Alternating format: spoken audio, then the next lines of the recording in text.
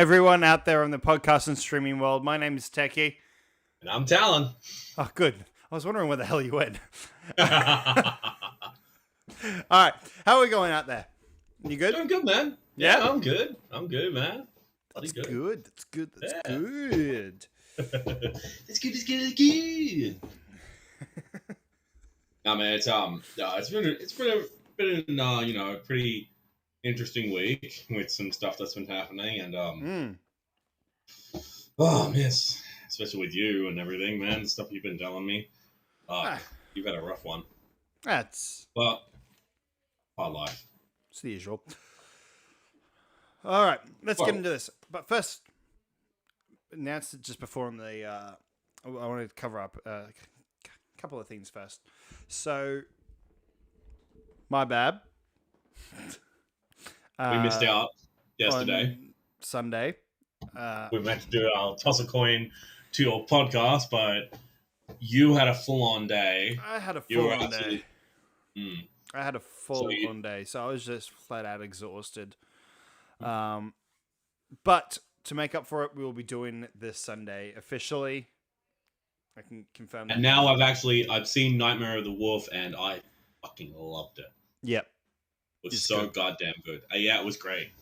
So we'll get into that. We'll get into that on Sunday night Yeah, we will. at 8:30. Yep. I'm keen for it, man. I'm fucking keen. Yeah, me too. Alright. And this is episode 29. You know, tomorrow we'll be doing Tomorrow, 30 shows of this. 30 shows. I seriously can't believe that we're at 30. And we've been doing this now since the start of the year when we started towards the start of the year. But I think it was Yeah, when well, did we're we still start doing this? WandaVision stuff. Yeah, when WandaVision was still around. Yeah. Jesus, and now we're here. And have you watched Up to Date with Marvel's What If yet? Nah. No, Nah. haven't been watching it. Not yet. No? I Is think it with this show, just not? I think with this show, I think I might just wait until it's all out and then binge it. That's fair. I guess honestly, it's not a show that's hooked me like Loki did or WandaVision. Hell, even Falcon and Winter Soldier didn't really hook me, but I still watched it. I just liked WandaVision and Loki. It didn't really hook me. But I'm excited to see the rest of the Disney shows, especially with Star Wars Vision coming out this week. Yeah, I actually really want to do a recap show on that. No, I think we should. When's the first episode dropping again, Techie? Wednesday. My God, Wednesday. Same day as Marvel's What If.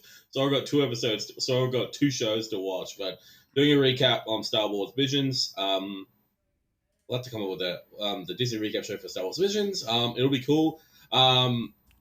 Dude, I'm keen for Visions. I'm excited So to am I. see. Yeah. But you know what show I didn't expect to be binging on Friday night? What were you binging? I finished the whole new series of Back to the Rafters. Yeah, it came back on Amazon Prime. I'm seeing advertisements pop up about it. I can't believe I binged all of it in one night. So for people that don't know, we had a show here in Australia. It started back in 2007 called Back to the long time Rafters. Yeah. Pretty much it's this family. It's their 25th wedding anniversary on the first episode. They finally get rid of all the children, and a lot of things happen. Like the wife's father ended up having like this heart problem, so he's now living with them. And then the kids all started moving back in and everything like that. So it's a comedy drama, really. It was a small house they lived in. Like Yeah. a very small house. Hence the term Packed to the Rafters. It felt like, it was a good Australian show. Like not today's Australian shows. Like I don't know about you, but We I don't do not have like any it. Australian shows anymore, let's be honest. No. We have reality my- Australian shows. That's it. We've got no drama other than Neighbours and Home and Away. That's it. Which I don't even like Hung Away and Neighbours anymore. Didn't like it in the first place. My sister used to watch Neighbours years ago. And she used to watch Home and Away too, but then she just fell out of interest because It's it just repetitive. wasn't. One It's year, repetitive. the big end of the season is either a fire, a bomb threat, or a storm. Or a serial killer, or a serial killer, or someone dies. or someone dies, and that's just rinse and repeat. Yeah. Yep. But Neighbors feels like the exact same thing. it's the same thing. I swear to God, it's done by the same showrunners, just different networks. I'm gonna be, Ted said it'll happen one day where the Neighbors crew will meet up with the Home and Away Yeah. crew. They'll be in the same location. I'm The surprised same it already year. hasn't happened. I'm surprised it hasn't even done it. If Family Guy and The Simpsons can meet up, why can't Neighbors and Home and Away meet up? I mean, it's not really a crossover that I'm interested in, but I I reckon think for more than anything, it's a network thing. yeah, I honestly think it is a network thing because just. But anyway, Yeah. back to the Rafters. 6 episodes on Prime Video now. I do recommend it. I started watching it at like 9:30 p.m. and finished at 2:30 a.m. on Saturday morning. Freaking hell! No, okay. Not only did you have a full-on day on Sunday, but the day before, the morning before, on freaking Saturday early morning, you were still up watching this series. Fucking hell! I didn't thought I was expect to bad. binge it. I did not expect to binge it. Like literally, I was like, "Oh yeah, cool, all right." I thought they were dropping one episode, weekly, because I kind of come accustomed to that now. Yeah. Again, because I was so used to binging, and then Disney started doing weekly things and all that stuff. So when you go back, and when it feels strange to me because I have become accustomed to the Disney's weekly thing, Yeah, but then all of a sudden you go back to like Netflix or even with Amazon Prime, even with Stan as well, that they just release all the episodes. You're like, I can watch them all now. yeah, What is this? What is this? yeah. So that's what I thought. I was like, okay, I'll watch the first episode. That'll be cool. And it That's kind gonna of finished be on a little bit of a cliffhanger. I was like, oh, it's still early. All right, I'll watch the next episode. and then the next one, Then and the then next the one, next then the one, next one, and the then the next next one, one, then the the next next one, thing the I next know, one. the You finish the the whole series is series. done. You're like, what happened? And just look at the time. Oh God. I swear I heard birds once I finished watching the episode. Honestly, that's probably going to be me with watching The Witcher when it drops. Because I'm like, wait, there's no weekly. I don't have to wait a week. Just go through the whole series in like one go. I probably could. It's like 10 episodes long. You know full well we're going to. Plus, we'll also be doing it weekly as well.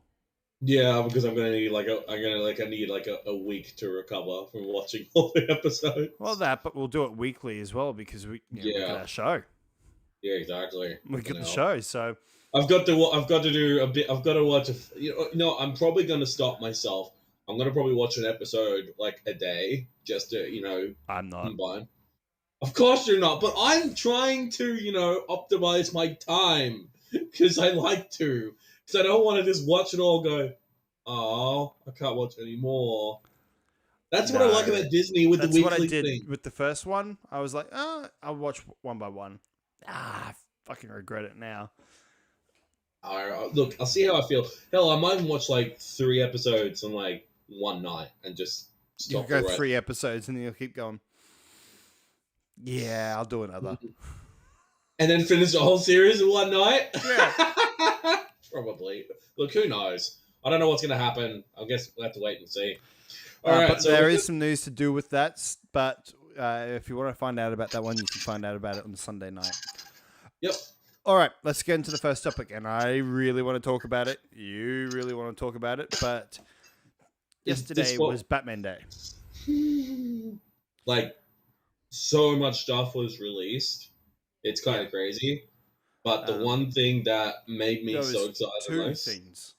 Two things. First and foremost, Matt Reeves tweeted. Now, whenever he was tweets, in the editing room. So I'll bring up what he actually did as a tweet. Give me a second. BT Dub, he's a messy guy. But at the same time, though, he was working long hours. He's still working long hours. I know. Look, he was masked up too. Can you imagine how long he'd be sitting there with that mask on? I wonder why he's masked up. Probably it might be a public one, perhaps. It could be with other employees. It didn't look like he's home.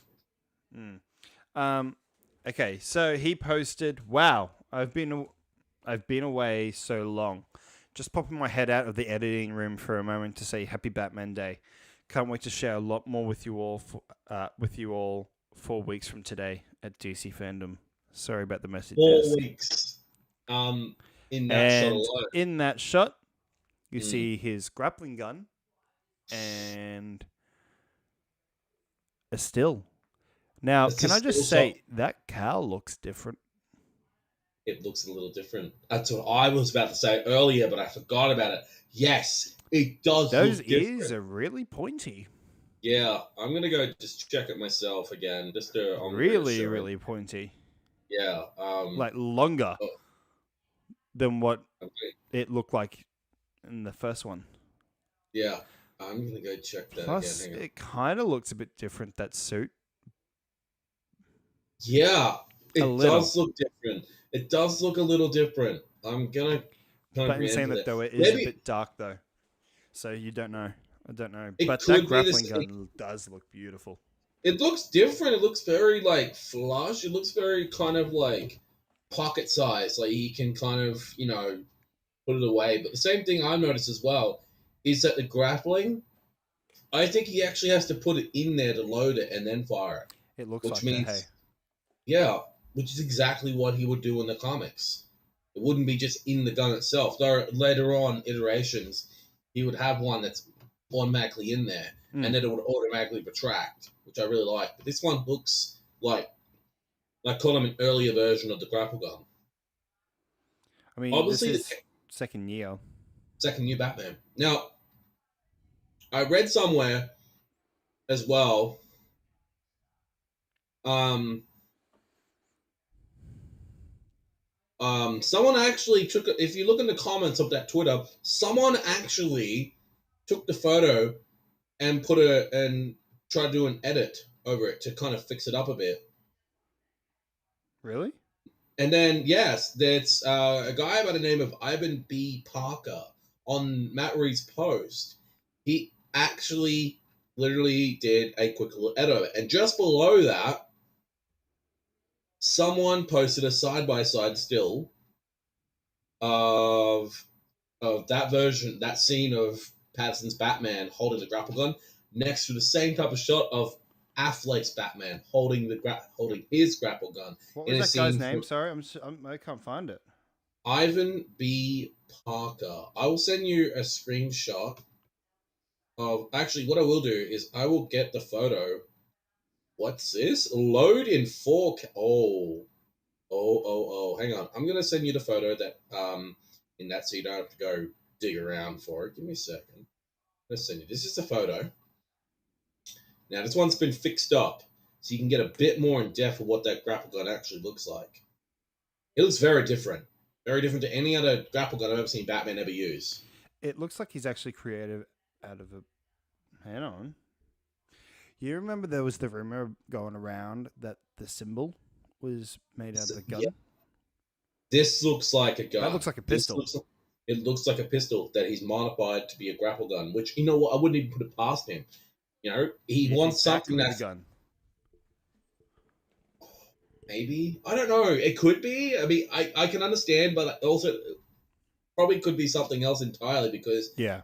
remember, him and Alfred spent ages in the Batcave designing all the stuff. I mean, they're always modifying stuff. I mean, for goodness sake, when you see in Batman vs Superman, when you see Batman go down into his Batcave, you see all the different grapple guns and all that stuff he's modified over the years, including different batarangs. You see the different batarangs there too.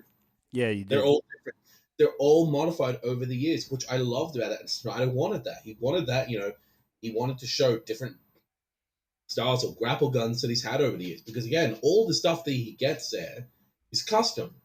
He can't go and buy a grapple gun from any type of paper trail because it could get him caught. So of course he has to make stuff on hand. But again, it's not like he's some guy that just got maybe a couple $100 has to steal stuff. It's a fucking billionaire. He can get whatever he wants and completely stay off the paper trail. Remember in Batman Begins, what did he do with the Batcows? He literally ordered 10,000 of them. Yeah, No, exactly. He ordered, and it's just it's insane to me, and I really love how the gun looks.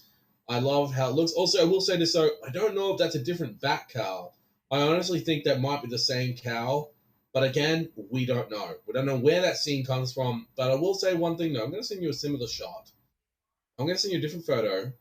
You tell me where are they getting influences for this type of shot. I just sent you a photo just then. Tell me that. Come Yeah, on. no, that looks familiar. It looks so familiar. You know for a fact Reeves has seen Snyder's Justice League. Oh yeah, exactly. Dead set. The inspiration is there, and I'm glad for that. Look, I miss Ben Affleck's Batman, and I want him to get a solo movie. But do you think I'm gonna get it? Probably not. I mean, I love everybody who's been fighting to keep the Snyderverse going. I don't know. I'm optimistic. Okay, I've just blown this up onto my computer here. Yeah, That's definitely a pistol. definitely. Yep, I'm gonna have a quick look again. that is definitely a pistol. It definitely Converted. is because look at it. Yeah, he's It's inverted look a at the barrel. pistol. Look at the barrel. Yeah, it's a. Oh, it is too. It's a Glock. Yep. It's a fucking Glock. He's taken a Glock and literally converted it into Yep. a grapple gun. Yep. So I'm thinking more that could be the gun that killed his parents instead of the that's emblem, dude, or dude, both. both. It could be, he could have taken. Remember though, those pieces on his chest, they're only the side profiles of the pistol. Have you noticed what's missing on this? Yep. There's a, if it's a, I don't know if it's a Glock or if it's, I don't know what type of pistol it was, but you notice There's as stuff well, missing on that pistol. yeah, like the trigger guard, the side profiles as well, but just the barrel shroud is there too, with the barrel cover at the front that he's kept it, but he's modified it to be a grapple gun, which I wouldn't even put it past him. What a great concept! Yeah. You take a single weapon that was meant to kill people, and you're using it to not only you're using it to actually help you in your help you escape, help you to save your life. He took And a deadly also in weapon honor. into. And in honor of his parents. Yeah. Also, it's still, even though it's a grapple gun, that thing could probably still kill people if you fired at someone. Oh, exactly. It would. But he probably learns to straight. And also, again, everyone is arguing about the factor that Ben Affleck's Batman killed. I don't give a damn what people say. Every single. Oh, Craig King has left here. Hi, Matt. Long time. Hello. Hey, Craig. One thing that makes me really happy about with this Batman is, yes, he will not kill. And I'm actually grateful for that. Because he's a young Batman and he is still learning. It's been different with Affleck's Batman because at that time, his Batman, he'd been doing it for 20 years. We're doing it for such a long time. He had seen a lot of. He saw people that he loved die. Yeah, And exactly. He saw that type Jason. of Batman, and the thing is, people do forget though that Batman, for the Snyder world, was pretty much a copy of the Dark Knight Returns. Exactly. I agree on that one. And in the Dark Knight Returns, he was done. He was done. He didn't give a shit anymore. He would just fight anyone to the death. Yeah, he was tired. He was angry. He was annoyed. He just wanted to. He was done with the way he had done it before. Instead, he's just like, you know what? I'm going to do it my way. I'm going to do it differently. But his refusal to use guns. He still refused to use guns. Yeah, he did. Yeah. Except for on his car. Yeah. Except for on his car. Not guns, they're cannons. Same shit. Yeah, except literally he used them to, just. You also notice as well in the animated movie for The Dark Knight Returns, he never used it against military. He only used it against Superman, and also breaking through bloody walls and that to get through Gotham City. It's kind of crazy because I like that, and honestly, I was so happy when I saw the Bat Tank in the Snyder Cut. Yeah, it was cool. Oh, it was so glorious to see it. I'm so glad that Snyder decided to bring that scene in. Me too. I'm just happy that we got the Snyder Cut all those years, Me too. and I But can see that that. wasn't the the stuff with Matt Reeves though wasn't the only thing that we got this week though, was it? I'm still hearing that song in my head. So we've got a composer. Yes, and the song for it is Techie will play it, and you'll hear it for yourselves. So the composer is Michael Giacchino. Yes, Sorry, I'm not sure if yeah, I've he heard is. that. Yes, He's been composing it for a while now, and yes, we've all heard the trailer theme in it, but this is the first time this has officially been. Now, if you remember, before we play it, if you remember when they did the screen test for like the suit test, like the camera test for the first time ever, we saw Patterson in the bat suit. You heard that theme. That's the theme for this film. But this is the first time I actually ever heard it straight from the orchestra where they're doing the soundtrack. And Becky? So Michael Giacchino posted, "Happy Batman Day, everyone. We have been hard at work and can't wait to share what we've been up to." Give me a second.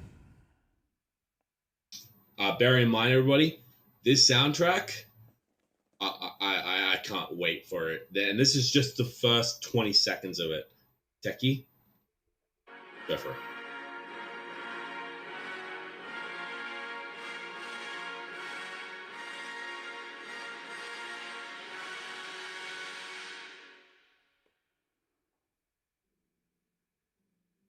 That's just.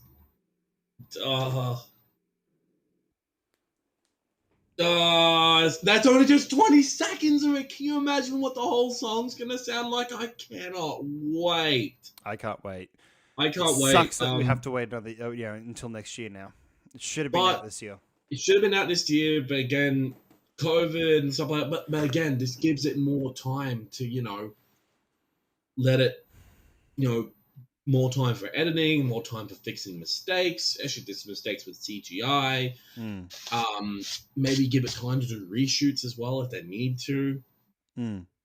But the film has officially wrapped production. It has officially wrapped production. It's officially wrapped production. I'm glad that I'm glad with the director, and I'm really happy with Matt Reeves. This is how good the director is. He's staying behind in the editing room and editing the whole film himself. Even though he could get staff, other people to do it for him, he'd rather do it himself. And I think that's the sign of a good freaking director who's wanting to, even though he's worked his ass off getting this film directed, making sure everything is perfect, he still stays behind and does all the hard editing work. Yeah, exactly. And he has there are other factors as well. There are probably other departments there. Mind you, this is a film that I either think it's going to make or break Matt Reeves' career. I honestly think it's going to make his career. It's going to make his career. We're already hearing reviews coming out of it saying it's fantastic. It's mind-blowing. It's fantastic. It's one of the best superhero movies ever made. These are just some of the opinions from critics who went to go see it. What people have seen was a cut. It's not the official cut, but a cut. Just a cut of the movie. And if the reception for it is that good, then I think that's going to be the cut we're going to see for the film. Really do. Now, it was a 3-hour cut. I fucking hope they keep the 3-hour cut, or even better. You know what's going to happen though if they don't, right? We'll call release the Reeve cut. yeah. There will be. That will now, literally be the tweet. Okay, one thing that ruins a good film: studio involvement. I really hope there's no studio involvement with this. I don't think they will, because they believe in him. I think they believe in this, and this is their new vision that they want. And also the hype around this more than anything. Yeah. They know full well that there is a huge amount of hype going on with this movie. It's huge. I doubt they with everything coming out too, with the stuff with Snyder and Ray Fisher, I doubt they would be game to do it again. It's just it blows my mind that when Patterson was first cast, everyone gave him shit, and I'm like, guys, but this happens though, doesn't it? It happens. It happened with Affleck. All it happened the time. With Bale. It happened with Ledger. It happened with every single fucking DC actor. Yeah, with Keaton. Yep, happened with Keaton.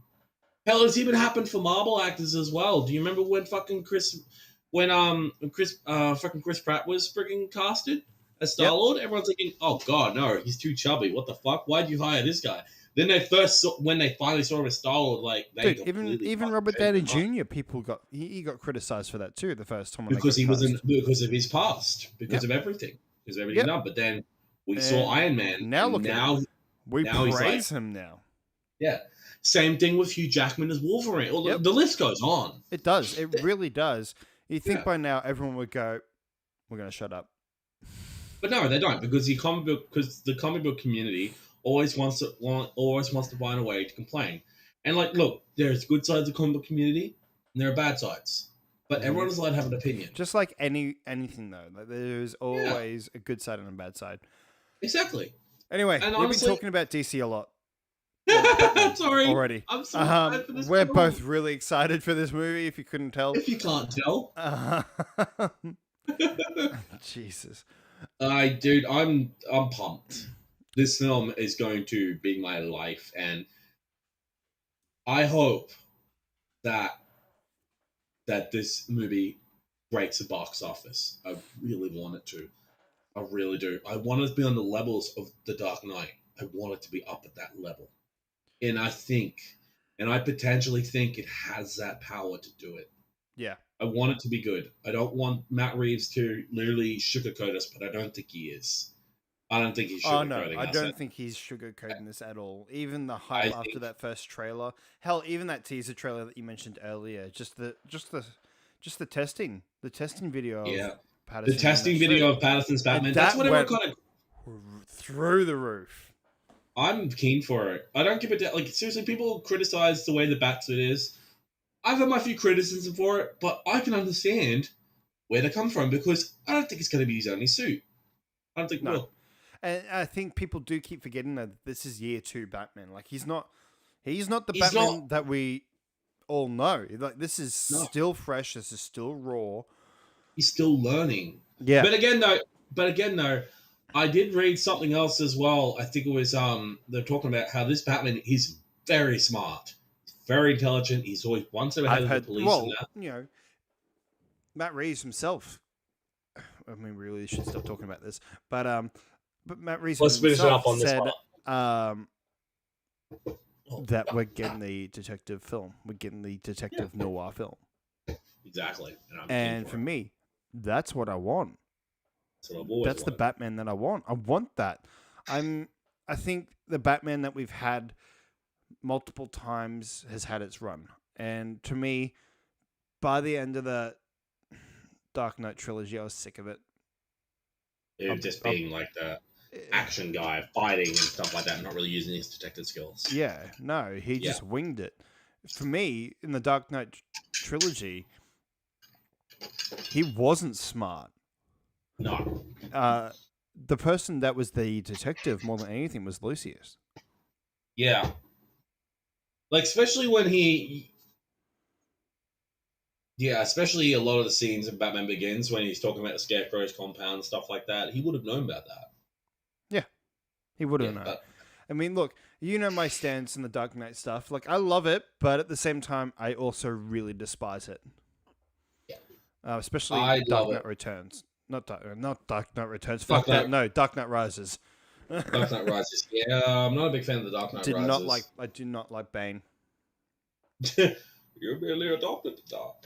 The I fact was that born in it. the fact that it was supposed to be another Joker movie, I was so looking forward to. It's just unfortunate that Heath Ledger died. But in saying that though, seeing Dr. Crane though back in that one was for me. I was That like, was really cool. yes. Now why Yes. couldn't he be in the villain? I know. I would have Again- happily had the Scarecrow come back. Mhm. Yeah, it would have been good. All right, let's that's enough let's move on. Batman. Let's move on. Okay, so this is something that popped up on my newsfeed before, and I really wanted to talk about it. So there was this film that was made called Europa. It's an interesting one. All the way back when it was created in 1931. Now, a lot of you, including Wouldn't know a me lot. and you would Wouldn't not know a lot. know what the fuck this movie was. I had no idea about it. And the I have reason no why idea you what wouldn't know about it. about it was because it was thought that it was destroyed by the Nazis. Because the Nazis got a hold of it, and we thought we lost the film forever. Because the Nazis were destroying nearly everything. They were burning books, Any films, propaganda, everything like that. yeah. That's until just recently. So the film is called Europa, and according to The Guardian, it's an anti-fascist film that was seized by the Nazis and later deemed lost forever. However, a copy of the film was recently discovered in Germany. One of the Germany at I'm going to butcher this name, Bundesarchiv, one of Germany's national archives. It says here that this is truly one of the most important rediscoveries of recent years, a major lost work of the European avant-garde and an important affirmation of Stefan and Francesca's Themerson's important contribution to the cinema history. Benjamin Cook, director of the UK arts agency Lux, told The Guardian, Europa is set to receive a proper premiere next month at the London Film Festival. Europa was created in 1931 by the Warsaw Surrealist husband and wife director duo Stefan and Francesca Themerson. That it may have been lost forever gave Europa an almost mythical status in the world of cinema. A lot of people have tried to recreate it from things that they've heard and known about the film. But Europa is based on the 1925 poem of the same name, written by Anatole Stern. The film uses photograms, which are film prints created by laying things on top of photography paper and exposing the print to light and collages, as well as standard imagery. According to The Guardian, these techniques gave Europa the sense of horror and moral decline the directors were witnessing in real life in Poland, and today the film is considered an avant-garde masterpiece. Dude, Well, I can't. Oh, it says 19 here as well. Stefan Francesca attempted to remake the film with the London Filmmakers Co-op in 1983, and that was after they moved to Paris. But 5 years later, the couple died, and both died thinking Europa was never going to be found until recently, with the premiere next month. I really want to be at that premiere. like a film that has survived the test of time. 1931. That's like how many? That's almost 3, 4, 5, 6 decades ago. Yeah. Like seriously, I was really sad that the couple did pass away before they could ever get their masterpiece out there. But now everyone's going to see it. And the thing is, I can't believe the Nazis tried to destroy it. I can. They tried to destroy everything about history, about everything we've ever learned over the years, because they wanted their way to be known. Yeah. Just ridiculous, and I'm not going to get into that topic because that's a big topic. It is a big topic to talk about. But in saying that though, like, I want to see this film. I really want to see it, and I wonder how it's going to be released worldwide. I hope that there's going to be. I hope it's going to be a digital. I'd love to see it, safely in the comfort of my own home, and watch it and just experience it. I mean, there are films out there that deserve to be experienced. Yeah. Films that you need to watch before you die. Like for me, number one, honestly, will always be The Shawshank Redemption. I love that film. That's one of my favorite films, and that is a film that everyone needs to experience. And I think that Europa should be on that list as well. I really want to see it. I hope that it does get not just a digital release, but also a physical release as well. I reckon that'd be good to own. I mean, I'm not sure how long the runtime is of it. I mean, back in 1931, I doubt it's long, so I don't think it'll get a physical release. I think it might just be a digital release. Hell, if it does get a physical release, I'll be surprised. I'll buy it instantly. Yeah, a digital release, I can understand it being just a digital release. That'd be fun. People can just buy it and experience it. I think it. Well, how long do you reckon it would be? Like maybe like half an hour film or something like that, I perhaps. have no idea. I mean, we I don't even know mean, what filming was like in we're 1921. looking back at no, as it says here, of the type of photography and film that it was. This is 1931. Yeah, Most things around that time weren't very long. I no, don't it think they were wasn't. even half It an wasn't hour. like the I think they're more no. like 10 minutes. Yeah, exactly. They wouldn't be like films of today. No way. It's Um, just kind of. It's just so crazy that they tried to, do the film when they finally came to London in 1981, but they both died before they could ever get it done. mm. I I mean, definitely it need was to see it. done. It was just lost Just lost, but they found it many, many years later. Like this year. 80, yeah, this year, 2021. 80 The years film was, after it was seized by Nazis during the Second World War. and this is, yeah, because the Nazis invaded Poland around Yeah. 1940, was it 41? Well, it was still being, as it says here. This movie is pretty much showing the dark parts of what they were living through at that time in 1931. So it was They were starting living then. through hell. Yeah, they were living through fucking hell because the Nazis just bombing Poland, just destroying everything in their path because they believed that men and women should be white, and that if you're a different color or you're Jewish or anything like that, mainly Jewish, then you deserve to be executed. They hence the term with the Holocaust. Um, it's crazy to think that this film managed to survive the entire length of World War Two, Mm. and not just World War Two, but half a dozen other wars that happened between there. The Vietnam War, the Cold War, um, the Afghanistan War as well, with the U.S. invasion of Afghanistan, 9/11, and this managed to be fine now, 2021. Yeah. Who said that films are not eternal? I think this film proved that. So there's a bit more information here. Let me open it up. Sure. Um,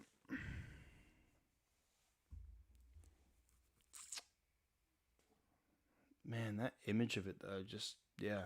The BFI and the Commission for Looted Art in Europe and the Bereshov, in partnership with the Themerson Estate and Lux, are delighted to announce the major restoration of Stefan and Francesca's Long Lost 31 film, available to new audiences 80 years after it was seized in Paris during the Second World War. Originally believed to have been destroyed by the Nazis. Yep. It was actually found in Berlin in 2019. Where was it found in Berlin? In the place that I can't pronounce correctly. Like, how the hell did it get from? Because it was made in Paris. So How the hell did it yeah, get? in Berlin. Yeah. And then, what must have happened is the Nazis must have taken it from Paris, take to Berlin. They must have just lost it and just forgotten about it. So it was negotiated with the restitution of the film from the Bundesarchiv, which had preserved the original nitrate films since the reunification of Germany in 1990s. Was that when the Berlin Wall came down? Yes, I believe so. The restitution of Europa in July this year is the first time a unique film masterpiece has been restituted from Germany in decades. Europa has now been donated by the Themerson estate to the BFI National Archive for long-term preservation, housed at the BFI's Master Film Store in Warwickshire. It has been brought together with original material from the Themersons of other surviving films, most made after they arrived in England during the war and where they lived for the rest of their lives. Fully restored in 2K, Europa will receive its world premiere at the 65th BFI London Film Festival in partnership with American Express on Wednesday, the 6th of October. The fall of the Berlin Wall was actually in 1989. Right. So pretty much 90s. Yeah, it's kind of crazy to think that with this film and then the fall of the Berlin Wall and that and how, like I said, this film has literally went against the test of time and managed to beat it to finally people can see it, and the two directors can, the two creators of it can, they finally their work's gonna be shown. Yeah. I mean, I need to talk about this because for me, this is history right here. It's history. It is history. We And talk about films on here all the time. We talk about superhero movies and stuff like that. But when it comes to historical films, I don't think you can get much better than film that was supposedly that was destroyed by the taken. Nazis. That was taken by the Nazis, supposedly destroyed by them, and then found almost close to 90 years later So in the a Themessons were museum. Polish artists who met in Warsaw in 1930 and began a lifelong collaboration as writers, illustrators, publishers, and avant-garde filmmakers. Made in Warsaw in the couple's bedroom, Europa was their second film and the first significant avant-garde film made in Poland. A startling recent outcry against the rise of fascism in Europe, based on Polish poet Anatole Stern's 1925 poem. Europa utilizes an incredible array of avant-garde film techniques, which we mentioned earlier. So pretty much what happened here, right, was that where'd it go? Both Francesca and Stefan died in 1988, still believing that Europa had not survived. It was only in 2019 that their niece and heir, Josiah Reichardt, learned from Poland Pilecki Institute that a copy of Europa might be at at this archives place. In February 2020, the Commission for Looted Art in Europe was contacted by Robert Vec, agent for the Themessen estate, for help to identify and recover the film and to negotiate its restitution. That's cool. That's like it took them like that long, but eventually they found it, and it sucks that they never got to see their work ever. It sucks that they never ever found it if their work survived or not. Yeah. But now I think their memory is going to live on with their second and second last film they ever did, because they only did two films, didn't they? No, they did more, but this was their second film. Yeah, it's kind of crazy to think that man, just I need to see it. I think Yeah, that's I want to probably see the it. best. I want to see it. I think that's probably the best way we can end this segment. Is this when this film Yep. releases, watch it, and I think it's just a film to experience. Look, we'll let You, you know if there is a way to watch it. yeah, But in the meantime, we just gotta wait. yeah. Probably we're just gonna play the waiting game. Yep. All right. All right. Another topic.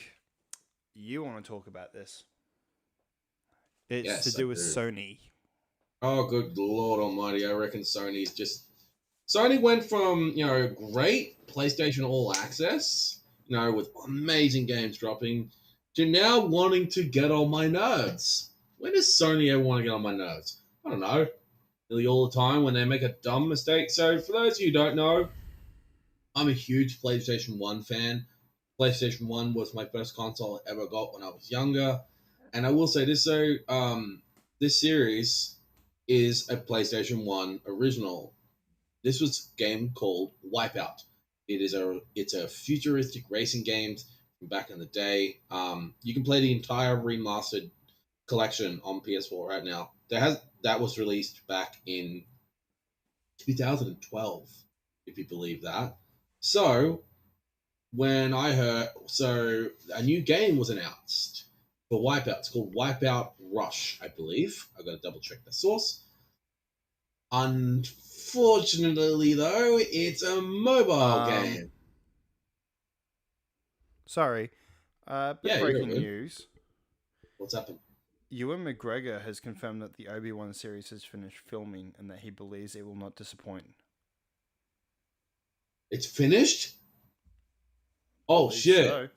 Oh my god. Holy crap! So I'm glad it's not going to disappoint. Oh my god. Um, we will talk about that more after this. After I finish the Wipeout stuff. All right.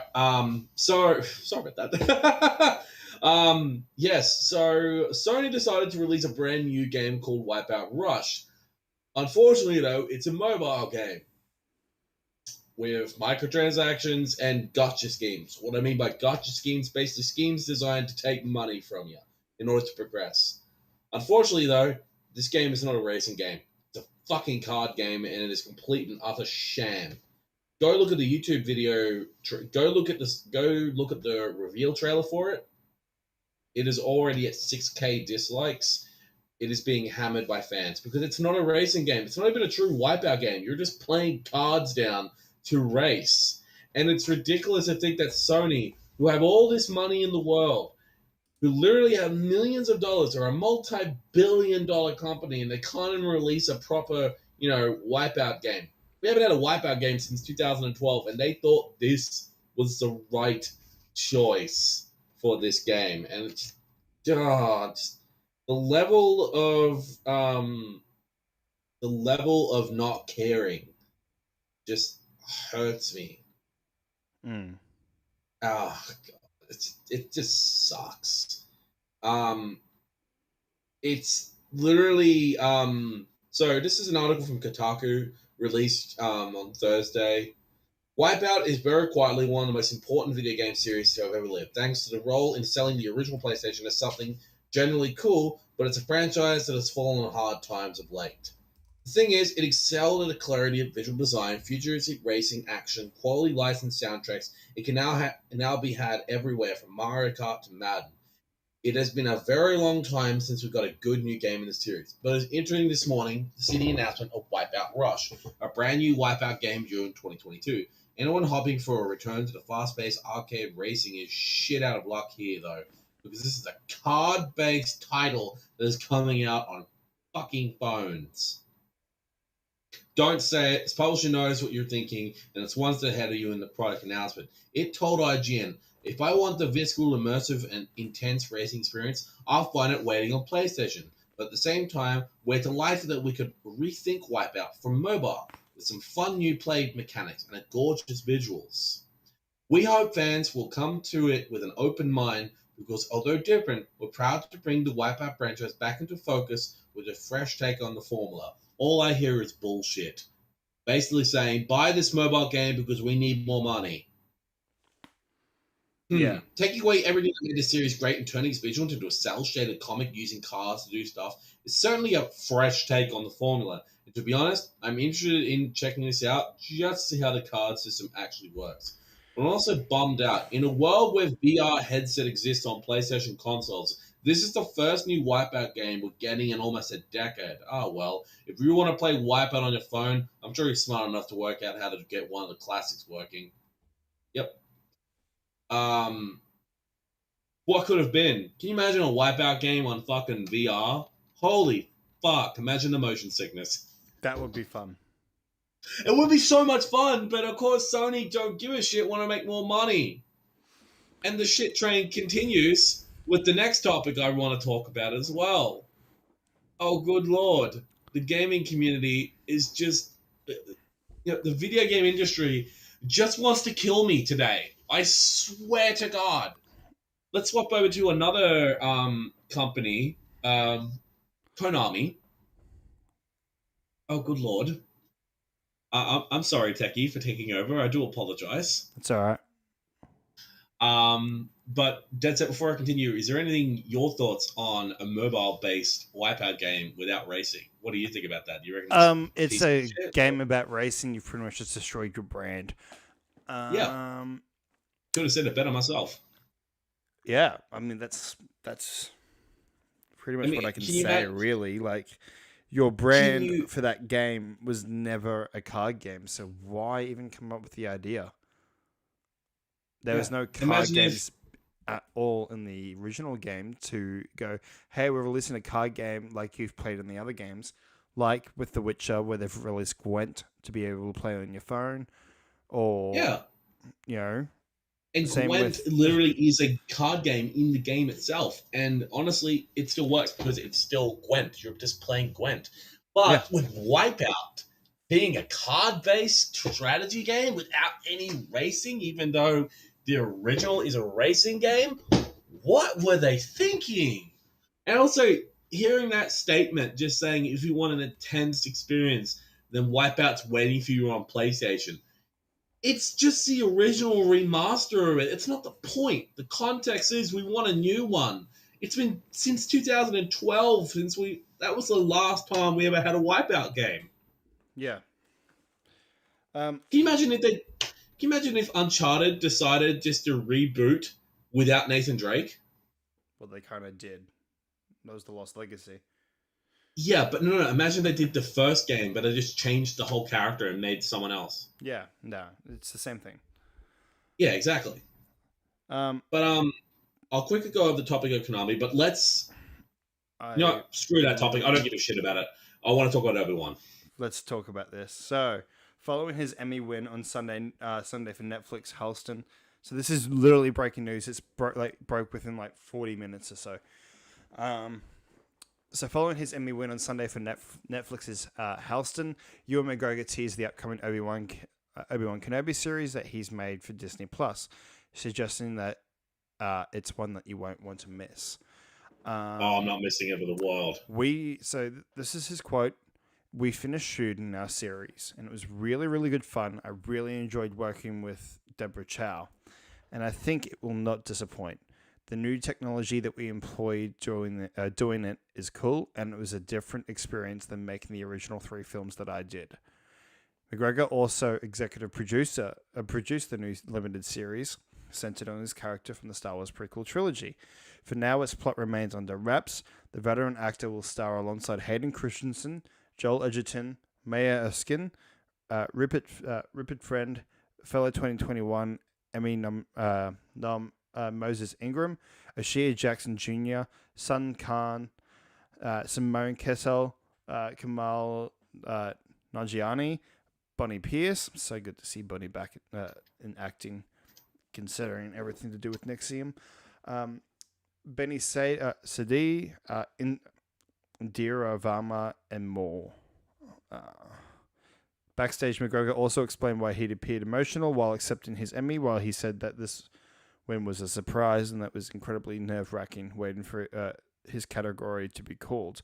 He also shared that he was impacted by the speeches of other winners, including Kate Winslet, who noted on stage who touched on the importance of empowering women, both in and outside of the entertainment industry.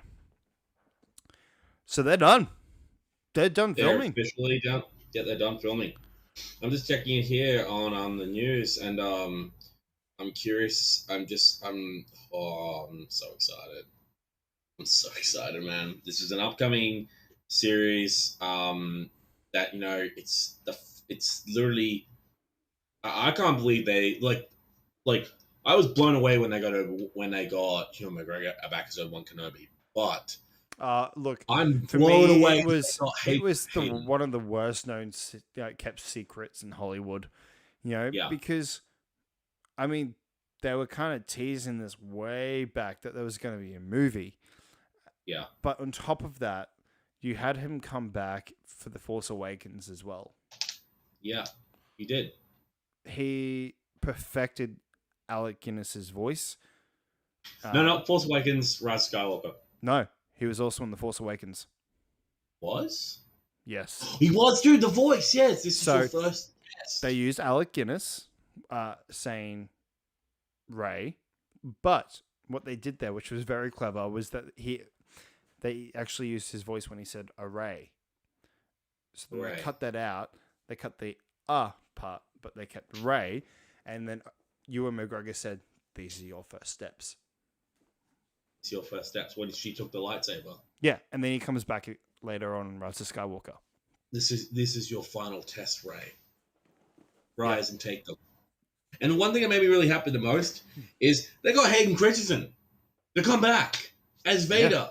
And he has talked openly about how a lot of people gave him a lot of shit for the prequel. He quit acting. He quit acting for a long time. He did He Jumper did a bit, during the prequel stuff, but that was it, really. yeah, he did some other small little like kind of indie Indie films. projects, but like indie films. But again, he hasn't done anything major in years because he just hasn't felt the need for it. But this is the first time And he became he a has family man. returned. He became a He family became a man. yeah. I think he's got like how many kids? How many I'm not kids? sure. Yeah. He became a family man. Plus, I think he owned a farm as well. So Hang on, that I'm was just his gonna check. focus, Yeah, which I I'm don't just gonna blame check. him. Yeah, so I'm just gonna check now. He's how old is he now? He's 40 years old now. Mm-hmm. So again, has he got kids? Yes, Yeah, he he's only got has one kids. child. Only got one child, one kid. Yeah. Only got one, and he was married, but unfortunately he separated from his wife back in 2017. Yeah. But Um, I'm keen to see him back too. yeah, same. You know, I'm I so think excited. he came to Star Wars Celebration, I think a Mm. couple of years ago. Yeah. And when he came back up on stage for the first Mm. time and everyone erupted, it was very emotional for him because of the hate that he got. And Yeah, then it just everyone screaming for him when he walked out on the stage. You could see he was really touched and just it was really glad to be tough. back. And not only that, did you see recently as well to do with the Obi-Wan series? Hayden was at like a convention recently, and he was seen wearing a Kenobi hat while taking photos. Yes. I'm honestly excited for I'm honestly so excited for him to come back as Vader. Like he's done a lot of things since I'm then. really wondering what we're going to get with Vader with him, Whether it's going to be, I or are hope we it's in the going to be suit. getting a lot of flashbacks? Yeah, I hope so. I really, oh wow. Oh. So I think they're 2022, going to keep this plot really under wraps. like Like whether or not like no, we like know for a fact that it's got Grogu to under wraps and yeah. Luke under wraps. Like they're gonna keep it that hard under wraps. We I know don't think anyone's gonna know until it gets released. well, I know for a fact that it's gotta be literally, you know, it's gotta be about Luke. It's gotta be around the time when the Empire's full on in power, and it's literally Obi-Wan Kenobi doing the mission that he was asked to do by Yoda. Protect Luke. Look out for him. Do exactly what I you think are. he's actually gonna leave Tatooine. To be honest, You there's really only think so much you can he'll do leave in Tatooine? Tatooine. Yeah. But again, He's gonna get pulled out to do something. he'll get pulled out to do something because again, when we see him again in when we first meet Obi-Wan Kenobi in A New Hope, we only see him on Tatooine. We don't know where he's been. He might have left Tatooine to go do other stuff. Yep, we don't know. We don't Exactly, know. and We there's just even not. got. And We've always had that assumption that he was always just staying there, I mean, watching the kid. we honestly like again, yeah. People are like, oh, but we saw him in Rebels, but he was at the same age as he was when we saw him in A New Hope. We never saw what he was like when he was still young, before his hair went Well, grey and stuff like that. how far is this though? Like what we don't know. We don't know anything. We don't know what he It could looks even be a like. We don't know the costume design. We don't know where it takes place in the timeline. We have no idea. I honestly think that it's not like I honestly think it might even be about 2 months after the Galactic Empire took control. I don't know, dude. To be honest, It could be a year. if we get Maul It could be back, 2 years. Oh fuck! If we get Maul back, oh don't get. You know what? They could do it. I mean, he was shown in fucking in in Solo Rebels and in and in Solo, Rebels as well. you But know, Solo was around the same time as Solo's just. when I reckon Solo's just before the whole thing with yeah. Obi-Wan. I mean, it would make sense. And honestly, that fucking Maul that showed up in that flashback, it wasn't just some random guy. They got Ray Park to come back as I'm not fucking sure if they'd as bring Ray Park though, because I there don't was a see lot why of they wouldn't. controversy with him recently. There's been Ray Park controversy. Oh yeah, Hang on, I'm looking it up while you major, talk. major stuff. I'm gonna check that up. I'm surprised he missed it, but I do wonder if we'll get that mole scene in live action. I hope we do. Hang on, I'm checking it out. Yeah, Scottish author, actor, martial artist Ray Park's under fire on social media after a strange post appeared on his Instagram feed Friday. Fans believe Park's account was hacked after a bizarre erotic post, which was quickly deleted of him performing sexual acts with another woman. Mm-hmm. Oh, that was back in July last year. Mm-hmm. I hope that honestly, I don't know. I don't know, but again, some of the articles come from like really bullshit places. Like for instance, the first article that popped up, guess where it came from? The Sun, which I don't trust the Sun with my life dependent on, and another one. No, Now, but it did. it did happen, It did happen. Like, but these ones here, like Disney reportedly recasting Darth Maul following Ray Park controversy. Guess where it comes from, Techie? Our good old friends. We got this covered. did you see recently? This is still Star Wars talk, but we got this cover posted saying that Gina Carano's coming back. No, she ain't coming back. Gina Carano is fired. Disney would literally be insane to bring her back. Look at the stuff that she was doing. She was literally She literally is. She was hanging out with guys you don't want to see at the dinner table with. No. And honestly, no, I don't like Gina. Look, don't get me wrong. I loved her character in fucking The Mandalorian, but I don't like the actress. It's the same thing how I feel with Mera from how I feel with Amber Heard. I love the character Mera. I don't like the actress. Mm. There's a difference. You can separate the actress from the character. It's just a role for them. You don't have to like the actor. I honestly will criticize them for the stuff they do outside of their acting, but I'm not going to criticize the character because they're just portraying a character. And I know for a fact that Disney will not bring back Gina Carano because no. The trouble that they had, they wouldn't want to put themselves through that again. Exactly. They wouldn't put that through on top. Unless she really cleaned up her act, which I don't think she has. I'm gonna doubt that she will clean up her act because she thinks she didn't do anything wrong. She honestly thought she didn't do anything wrong, and you know what? If she's gonna think like that, then you know what? Whatever. Disney's literally like, oh, you're not gonna change? Well, blow me, like a big bubbly balloon. Yeah. All right. Let's move on. Holy crap! What else we got? We got one more. I'm not sure if you really want to talk about. Actually, let's go with. We'll forget about that one. What was it? It was the one about Split, but we'll get into that another day. We will get into that another day because that is a very, very close to home topic because I do know people who do suffer from dissociative identity disorder, but I want to talk about that at another time. It's because it's going to be a lengthy conversation. It's a lengthy conversation. So let's close out with one quick one. We're getting Destroy All Humans 2 remake.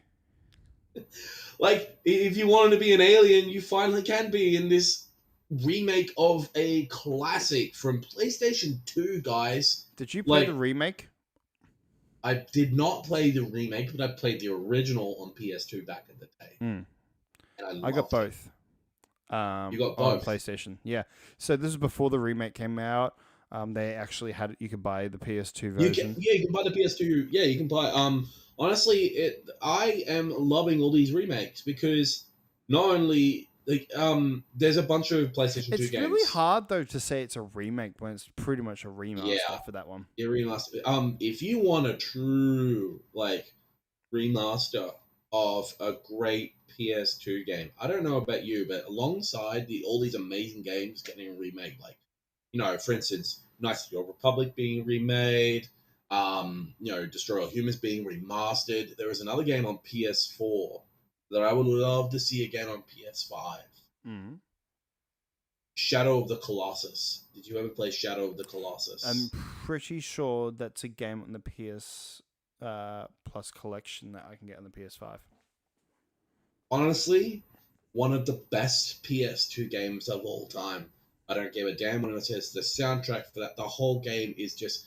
It's not just a game to play. It's a fucking experience because I love that game. I listen to the soundtrack nearly every single day because it is that amazing.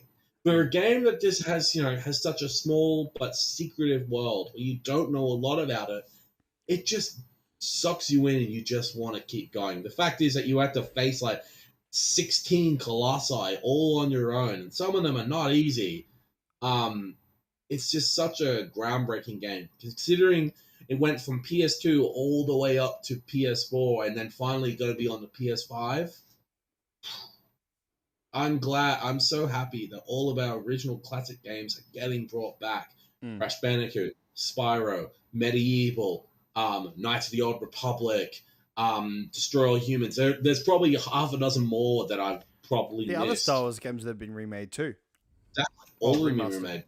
Remastered. All the Lego Star Wars, we're going to finally get the Skywalker. We're finally going to get the Skywalker saga as well soon, whenever it fucking releases. Fucking releases. I know, but honestly, speaking of Lego Star Wars, have you seen that Halloween thing they're doing for Star Wars? All those chapters. Have you seen that? It's like it's Lego Star Wars, but they're doing Halloween stuff. It kind of looks cute, but also hilarious. They did a holiday special, I think, last year. Yes, they did. They did do a holiday special. We're all really worried about it. I was too. I heard about it. And I'm like, oh god. But apparently, it's actually good. It's good. Better than the original. Better than the fucking original. I'm so glad to do. Wait, is the holiday special on Disney Plus like the original?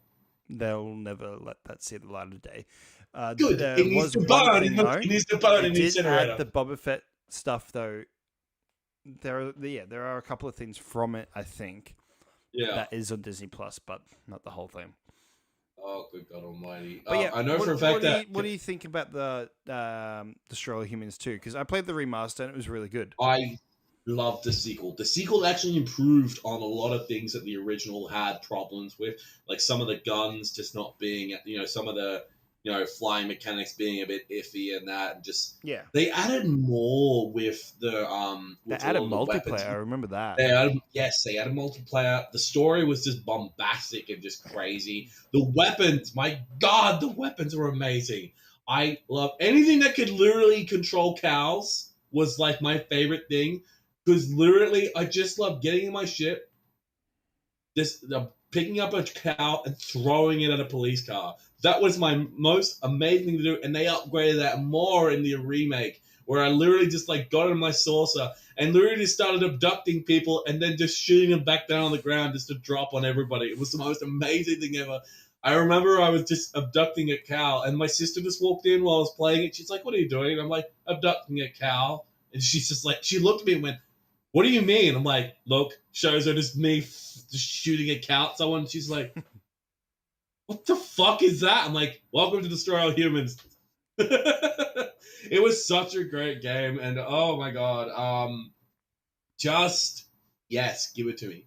Give it to me. I want to play it again. I have so many memories of playing Destroy All Humans 2, and so many memories of playing Destroy All Humans 1. I definitely need to get around and play the remake. I love those games so much. There are so many games from my childhood that I can now play. For instance, especially with classic PlayStation, I went to a market yesterday, and if I had the money for it, I would have bought it. There was an original PS1 there for sale for about $80. That's cheap.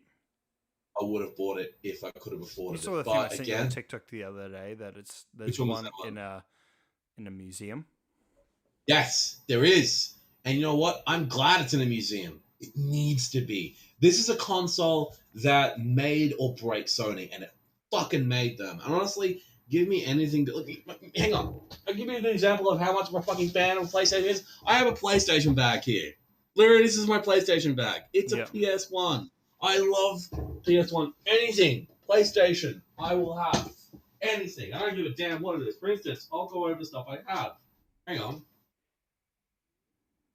I have PlayStation lights here in the symbol of the controller. I love this thing.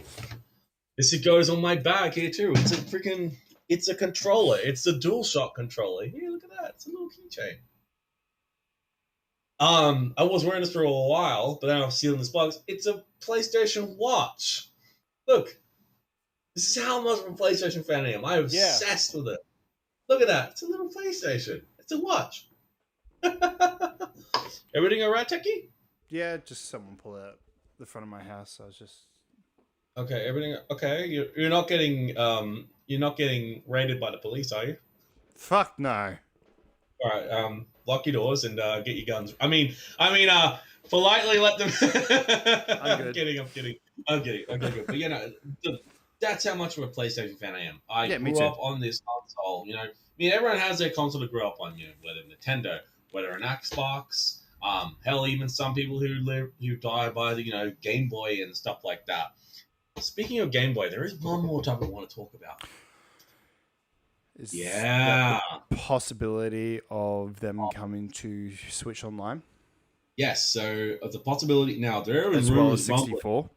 Well, Nintendo 64. There are rumors rumbling that Nintendo are potentially, and I mean this potentially, bringing Game Boy Color, Game Boy Advance, and Nintendo 64 games to the Switch. And you know Now, what? the reason with the 64 one was because they've made a pattern for a new controller. Yes, they made a patent for a new controller, which I think is going to pay homage to the original Nintendo 64 Considering they've done controller. that for NES They've done it for NES. They've and done it for SNES. and the SNES as well. And honestly, yes, it's such a great console. This was a console that was one of Nintendo's highest selling consoles alongside the Switch. Yep. And honestly, same thing. And honestly, when you think about Nintendo, what's the first console you think of besides the Switch? The 64. 64. This had some of the greatest games ever of all time on there. For instance, when you think of Nintendo 64, what's the first game that you think of? Conker's Bad Fur Day. Besides Conker's Bad Fur Day. But then that's another great game. But what's the first one you think of the most? It's definitely Super Mario 64. Exactly. Even though we got it. Even though we Now, got the also. this begs the question, right? So, if they do release this, I mean, Super Mario All Stars, that was a big thing because they're going, we're releasing Super Mario 64, Sunshine, and Galaxy.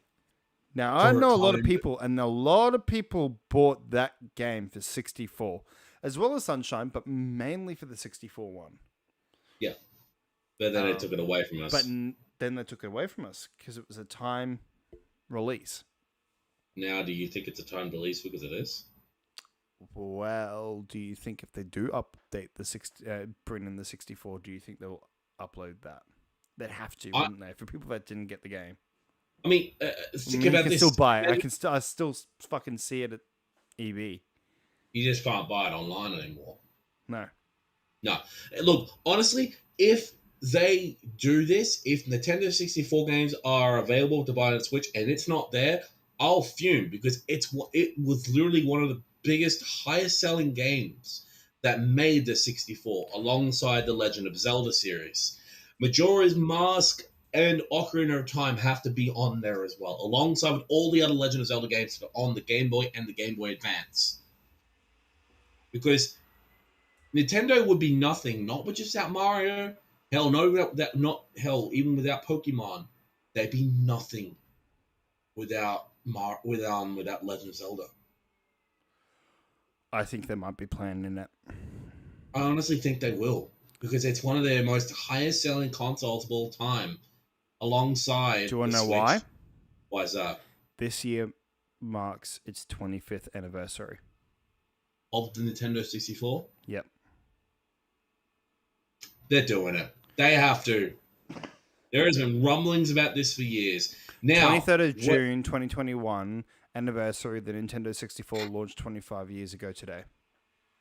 23rd of June. Yep. So it happened a few months back. Yep. Everything okay, Techie? Is that person still at the front of your house? No. This is now just the neighbor. Okay. All right. I don't have to potentially get my phone to call the police, right? No, you'll be right. I've got Alright, cameras and everything around my house. Good. All right.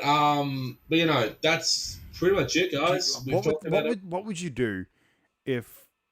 Because there was rumblings as well that were co-working with Microsoft. Now, who owns Rare? Microsoft.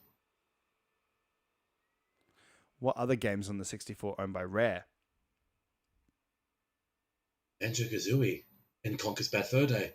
We've already got Banjo once. We got Banjo Conker's Bad Fur Day, but on also Super Smash Bros. GoldenEye. Was GoldenEye rare? Yes, it was. Rare had a lot of Now, a Nintendo lot games. of people were thinking that with the Microsoft talks that we were going to get some Xbox stuff. Nah, I now have this feeling that it might be rare things. I'm gonna go check out Rare. I'm checking out the Rare and Nintendo 64 games they did. They did a lot. Yeah, oh, yeah. Yeah. We got Conker's Bad Fur Day, Ocarina of Time, which also relates to them kind of making that copyrighted again. They did GoldenEye, Banjo-Kazooie, Yoshi's Story, Diddy Kong Racing. So this is literally so the games they've released. I'm just The checking out the Pokemon games they've done. Snap. Yep, they did a lot. Games they've done. Oh, So actually, I'm not sure. No, okay. Rare wouldn't have done that. So they've done a lot. More than what you ever thought. They've done. I'm just checking out. They've done here. I'm just checking out. 1990. Jesus, they've done a lot. They did Battletoads on the original Game Boy. They did Battletoads and Double Dragon, Battletoads and Battle Maniacs. They did the Battletoads series. They did Killer Instinct, Donkey Kong Land, Donkey Kong Country 2, Diddy Kong's Quest. They did the Donkey Kong series, remember? They did WWF WrestleMania. GoldenEye 007, Diddy Kong Racing, did the Amazing Spider-Man. Oh my god. Donkey Kong Country. Let us not forget. There's Banjo-Kazooie. How about Banjo-Tooie, the sequel? Mm-hmm. So they did Killer Kong's Instinct Gold, Blast Corps GoldenEye, Donkey Kong Land 3, Diddy Kong Racing, Conker's Pocket Tales, which I got, I think, Banjo-Kazooie, Donkey Kong 64, Jet Force Gemini, Perfect Dark, Mickey Speedway, Banjo-Tooie, Conker's Bad Fur Day. Still, I think their best game they've ever released. Oh, I don't know about that, my dude. When it comes down to some of my favorite games for them, Banjo-Kazooie and Donkey Kong 64 for me. Yeah, but dude, I know.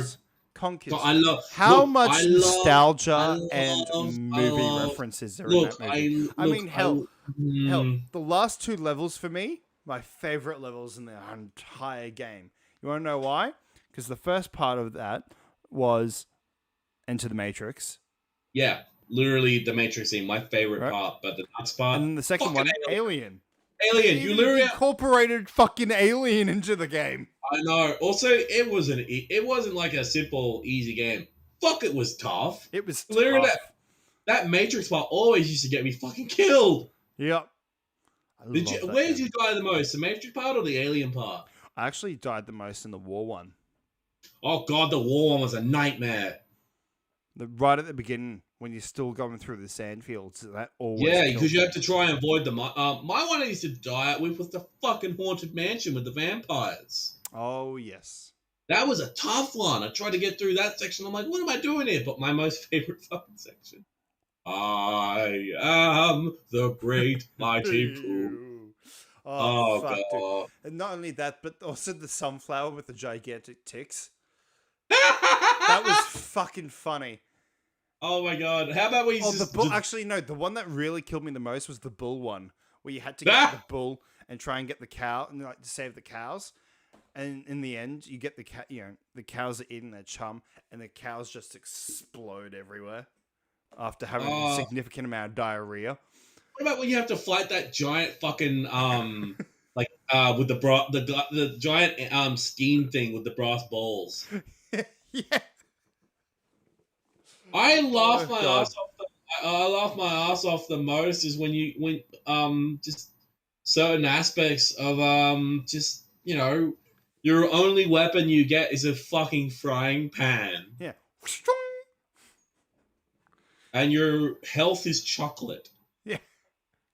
The other thing I think I really like the most as well of that game, though, is it's not just the main storyline, but even the multiplayer stuff was a hell of a lot of fun. Like the heist missions, Yeah, they were great. I the remember the, them. the flame racing, the Um, teddy bear, the teddy bear. those teddy bears can burn in hell. Those teddy bears Oh, were terrifying, the especially teddy when you bear have to war go. scenes. That was fuck, What about dude. when I you really want literally? to play that game again. I hope that they got to bring it back for those Nintendo 64 games to release. Honestly, I get so excited I mean, when they I talk. released it on Wii.